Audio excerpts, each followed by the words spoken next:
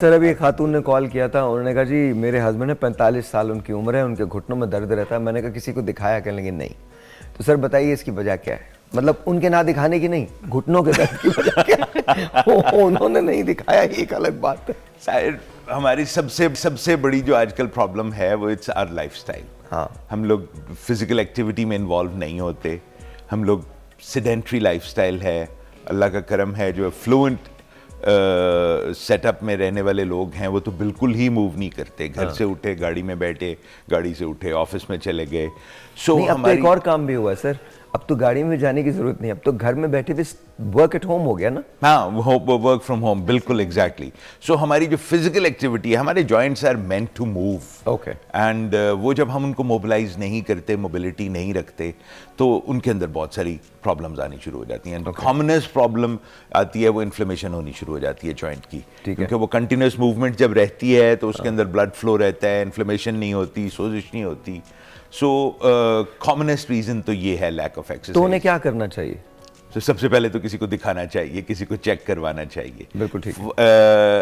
Eight 45 usually age related changes set in होना शुरू होते हैं, लेकिन उस वक्त इस तरह पेन्स नहीं होनी चाहिए। बहुत इनिशियल स्टेज है। हाँ, it's a very very early stage. फिर यू डोंट नो क्या फूड का इंटेक इसमें मैटर करता है? सर सबसे ज्यादा प्रॉब्लम जो है ना वो बोन्स की अपनी वीकनेस है। Okay. उसके अंदर फिजिकल एक्टिविटी है, उसके अंदर हमारी डाइटरी इंटेक है, हमारी डेफिशिएंसीज विटामिन डी है, कैल्शियम है, बहुत सारी कैल्शियम चीजें। है। मिल्क इंटेक हमारी आजकल है ही नहीं, चाय कॉफी पे ये तो मिल्क भी तो नहीं है ना।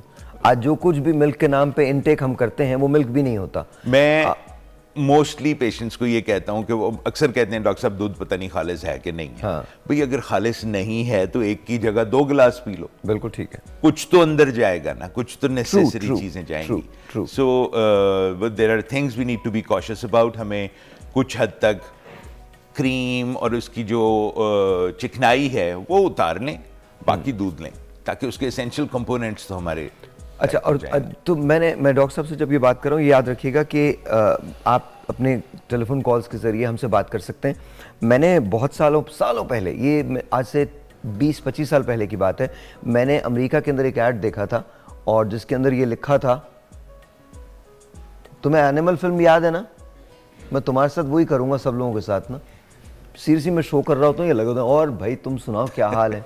सब ठीक है, एकदम फर्स्ट क्लास। तुसी ठीक हो? हाँ मैं होने आ रहे हैं, बस प्रोग्राम खत्म हो जाए मैं आ रहा हूँ। भाई हेलो, शो हो रहा है।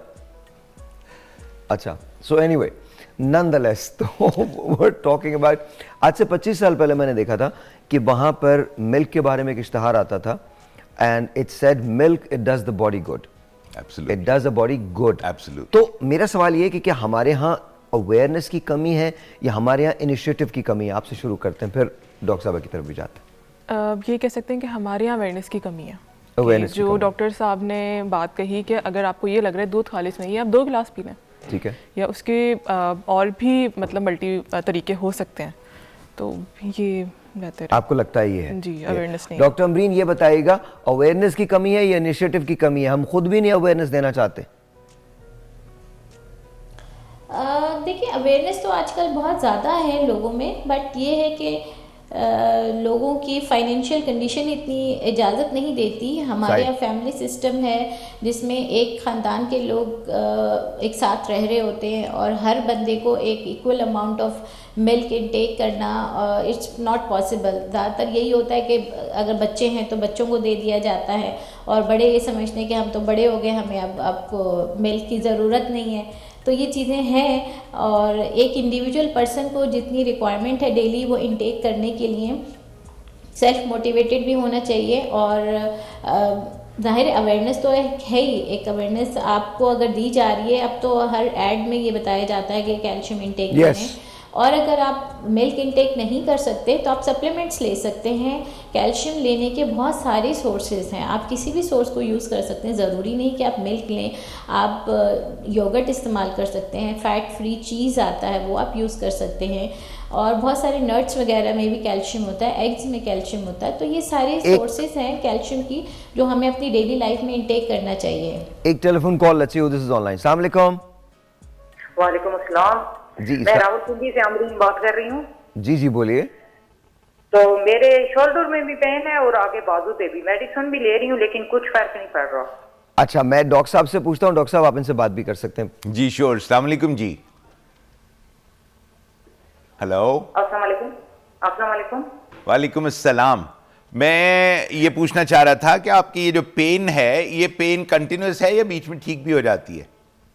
नहीं नहीं नहीं, कंटिन्यू है। दिन को बहुत ज्यादा रहती है, यानी कुछ काम शाम करते रहते कुछ थोड़ा बेहतर होता है, लेकिन रात को जो है ना बिल्कुल उसी तरह दर्द रहता है। मेडिसिन ले उससे भी कुछ फर्क नहीं पड़ता। बाजू सुन हो जाती है, हाथ सुन हो जाते हैं। सो ज़्यादा चांसेस तो ये हैं कि ये गर्दन के मोरों को एक दफ़ा हमें चेक करना ज़रूरी है, क्योंकि वो जो नर्व्स जो बाजू को चलाती हैं वो आती गर्दन से हैं। सो नमाज में सलाम फेरते हुए कोई प्रॉब्लम तो नहीं है? नहीं, बाजू घुमाते हुए होती है प्रॉब्लम, यानी ऊंचाई की तरफ करूं तो फिर भी वो खिंचाव आता है, या राइट वाले बाजू पे है। ठीक है मैडम, इसके लिए आपके एक दफ़ा आपको चेक करना ज़रूरी है, गर्दन के मोरों को चेक करना ज़रूरी है, और ख़ाली दवाई तजवीज़ कर देना इसका हल नहीं है। हमें उसकी वजह ढूंढनी है, और एक दफ़ा वजह मिल जाए फिर उसका इलाज करना ज़रूरी है। सो उसके लिए बेहतर तो यही है कि आप किसी को चेक करवाएं। Very nice, very very nice. कमाल लोग हैं वैसे ना। हाँ, वालेकुम सलाम, कैसे हैं आप? अल्लाह का शुक्र है। ठीक ठाक। जाहिद भाई फिक्र मत किया करें, ये मोबाइल जब तक हमारी जान नहीं छोड़ेगा ना तब तक हम खुद अभी अपनी जान नहीं छोड़ सकते। सर प्रॉब्लम्स ही उसी से है ना, प्रॉब्लम उसी पे है ना। जी। आई थिंक मोबाइल की वजह से बहुत कुछ बहुत बुरा हो गया है, काफ़ी ज़्यादा। काफ़ी ज़्यादा ना। टाइम नहीं रहा अपने लिए भी और दूसरों के लिए। मोबाइल है ना हमारे पास, हर 2 मिनट के बाद 2 सेकंड के बाद हम उसको चेक करते हैं कि सर क्या 2 हुआ। सेकंड के बाद भी, उठने के बाद भी फ़ौरन know. के पिलो के पास रखा होता है कि शायद कोई मैसेज आया हो। सर मोहब्बत ये भरा। पॉडकास्ट नहीं है, नहीं तो सर मैं इसको पे आपको जवाब बहुत अच्छा देता सर, लेकिन सर वो चूंकि ये पॉडकास्ट नहीं है, ये पाकिस्तान का मतलब टीवी है, नॉर्मल टीवी, तो यहाँ पर बस इसी तरह रहते हैं कि हाँ जी सही बिल्कुल कह रहे ऐसे ही हैं है। आप। बिल्कुल। हकीकत आप भी यही बताइए आज क्या कर रहे हैं आप? है। सर आज कश्मीरी कोफ्ता। कौन सा? Kashmiri kofta. Okay, solidarity with Kashmir. Yes, thank you very much sir. उसी लिहाज से ही मैंने बहुत किया। बहुत शुक्रिया, बहुत बहुत शुक्रिया सर, बहुत बहुत शुक्रिया। Thank you very much. अभी आता हूँ आपके पास थोड़ी देर में। तो अब हम आते हैं, क्या एक्सरसाइज ज़रूरी है हमारे लिए, और अगर एक्सरसाइज हम करते हैं तो स्ट्रेचिंग कितनी ज़रूरी है? एक्सरसाइज करने के बाद और करने से पहले क्या उससे कोई फ़र्क पड़ता है? हड्डियों की नशोनुमा में इजाफा होता है, बेहतर होती हैं वो, कितना? एक्सरसाइज बहुत ज़रूरी है। अगर आपको अच्छा, पूरे दिन में एक्सरसाइज के लिए टाइम, उम्र की भी कोई कैद नहीं? नहीं नहीं, कोई कैद नहीं है। आप सिंपल, आप जब उठते हैं सोकर, तो अगर आप खुद को 5 मिनट भी दे दें कि उठते ही बेड पर बैठे बैठे भी आप स्ट्रेचिंग कर सकते हैं, ओके तो ये भी इनफ होता है। Okay, what do you think sir? बिल्कुल जी। एक्सरसाइज, अभी हम बात कर रहे थे वो आर्थराइटिस की, वो एक कॉलर के बारे में।